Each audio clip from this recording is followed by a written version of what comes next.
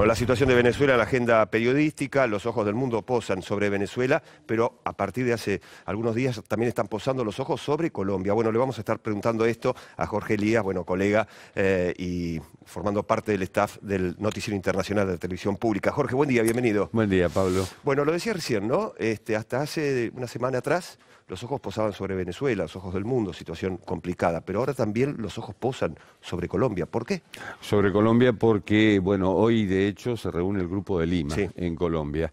Iván Duque, que es el presidente de Colombia, ha tenido un protagonismo importante este fin de semana en la entrega de ayuda humanitaria que finalmente no se concretó del modo en que se esperaba, porque además del Grupo de Lima se reúne también o asiste también a esta reunión Mike Pence, que es el vicepresidente de Estados Unidos, con un mensaje muy duro respecto de Venezuela y respecto del futuro de Nicolás Maduro. Bueno, ¿y cuál es ese futuro de Nicolás Maduro teniendo en cuenta los últimos acontecimientos? Se ha recrudecido lamentablemente la violencia, hay que hablar de 5 muertos en las últimas horas, una situación muy complicada, muy densa. Muy compleja, sobre todo por el cierre de fronteras. Claro. Yo creo que eso es lo que marca lo que marca el límite. El cierre de fronteras significa que un país está en guerra o se considera en guerra, que es lo que ocurre en Venezuela y es lo que ocurre con el régimen de Maduro. Estamos hablando de un país con 2 presidentes, con 2 parlamentos, con 2 cortes supremas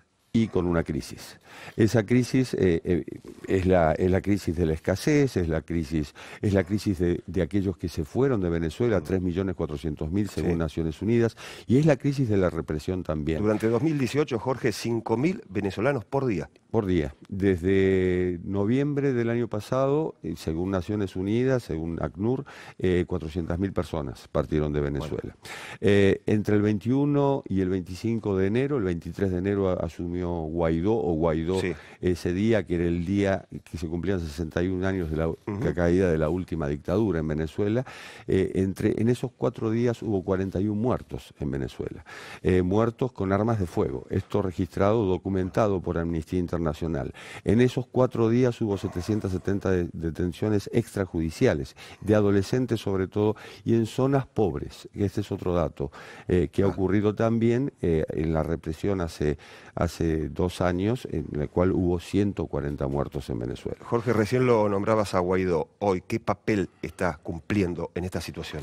Guaidó es una bisagra, es decir, es un líder sin Estado.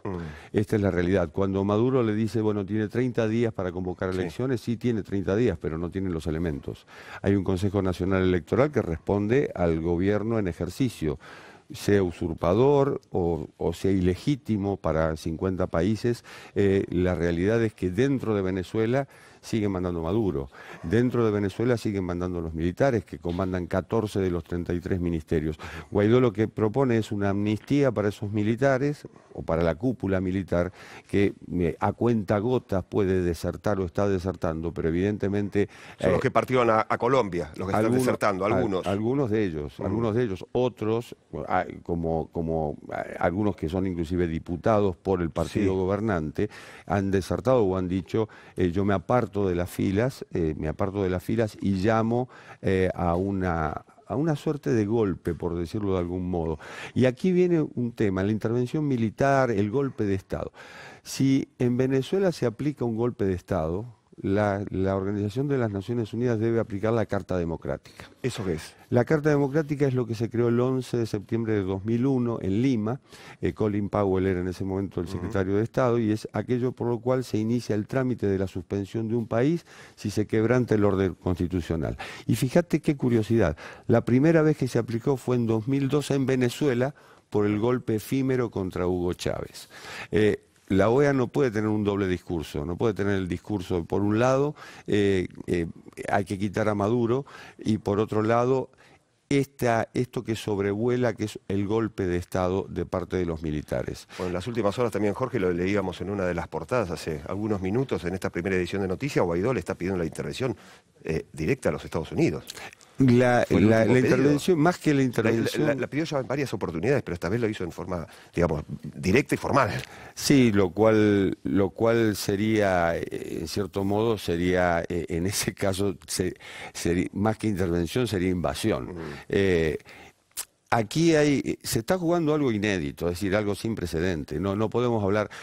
También Juan Varela, el presidente de Panamá, lo compara con la caída de Noriega, o Marco Rubio, el senador republicano, lo compara con la caída de Gaddafi. Bueno, no tiene nada que ver una cosa con la otra.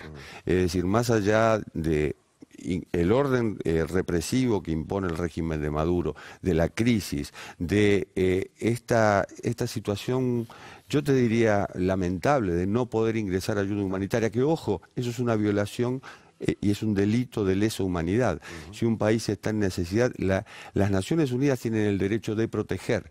Esos convoys debieron entrar en Venezuela, porque evidentemente hay una situación de crisis. Pero también hay una cuestión de legitimidad. Y esta cuestión de legitimidad, nos guste o no nos guste, yo te hablo del orden represivo, yo te hablo de la crisis, te hablo de la gente que se va, el 10% de la población de Venezuela. Bueno, esta cuestión de legitimidad es la que está en duda. Y aquí hay un actor que es el más cuestionable y el más cuestionado, que es Estados Unidos, que fue el primero en reconocer al gobierno de Guaidó, imponiendo el artículo 233 de la Constitución bolivariana, que te dice que el abandono de poder, la muerte del presidente, bueno, en ese caso, quien asume es el vicepresidente. Claro. Y ahí está el cuestionamiento. Jorge, gracias por venir esta mañana. Un placer, Pablo. Como siempre, clarísimo. Jorge Elías. Ya volvemos de esta manera con más información.